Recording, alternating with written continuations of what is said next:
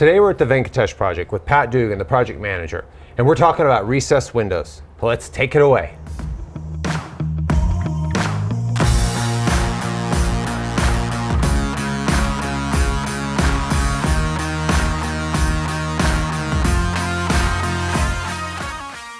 On this project, we have a different installation for the windows that's determined by the architectural design. Pat, tell us a little bit about what we're looking at and kind of how it differs from a normal window installation. Okay, so what we have right here is we have this inset window, part of the architectural design, where our exterior walls are 2x8, and then we have a 2x6 inset, kind of sets the windows in, and then it's going to have a sill and a header piece out of cast stone on there. So that's the detail that's called out on the plans. It's going to look really nice. Okay, and so why would the architect design a recessed window here? Is it easier? Is it better? Is it just a different look? I think so. In this case, it's kind of the architectural look that they were going for. Okay. But what it also does is it creates a little bit of a protective spot when that window is set back. So normally you'd have your exterior surface and the window flange would be fastened along here. But with this inset, it actually does give it a little more protection from the elements, especially when you add a header. So at the top, we've got the wall kind of overhanging the top and most vulnerable part of the window as it's recessed underneath that. And so that top of that window header is shading or protecting the top of that window where water could theoretically get down in. That's correct. And it'll give it a little bit of a added drip edge where less of a chance for it returning back to get to that inner flange. Okay.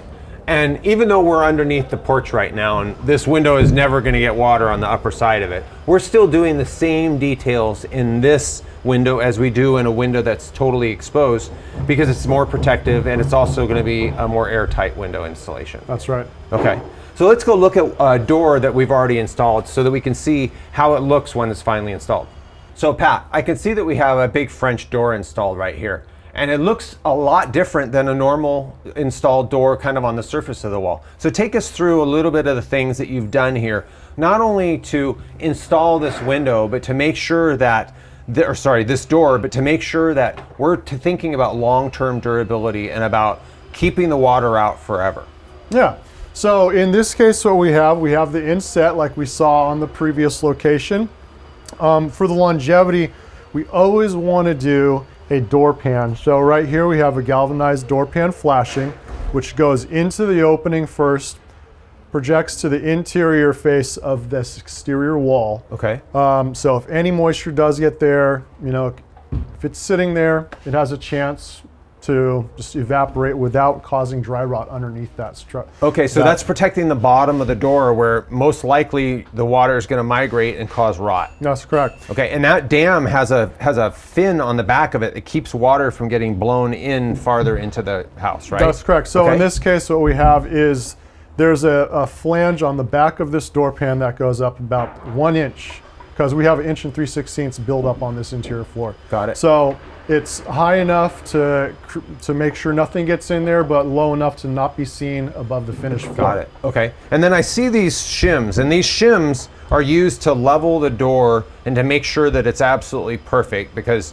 once it's surrounded by stone and stucco, you can't adjust it anymore. That's right. So these shims are not wood shims like I normally see on projects. What is different about these shims? So these are composite shims because we don't want to be putting any organic material, cellulose shims, where over time they could degrade and just rot out, right? So that if they do get softer over time, that door could sag, cause a little bit of an issue with the threshold of waviness, which we don't want.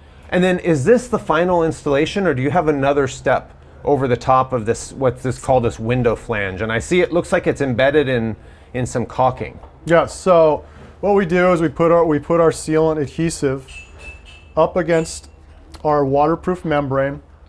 Our window goes in, it gets tight to the flange, and over the top of this we have our compatible tapes, which are going to finish the air barrier on the exterior.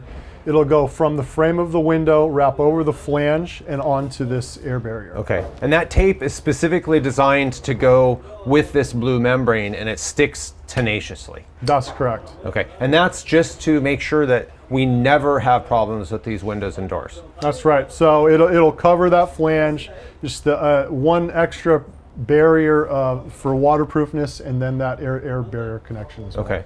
So I like the idea and the way that you've installed these, because I see a lot of times where, especially in kind of the production homes, where they put essentially some flashing tape around a window on a bare plywood wall, and then they stick the window in there. And it's kind of like asking for all the water to get onto the plywood underneath all that waterproofing that they put over the top of that.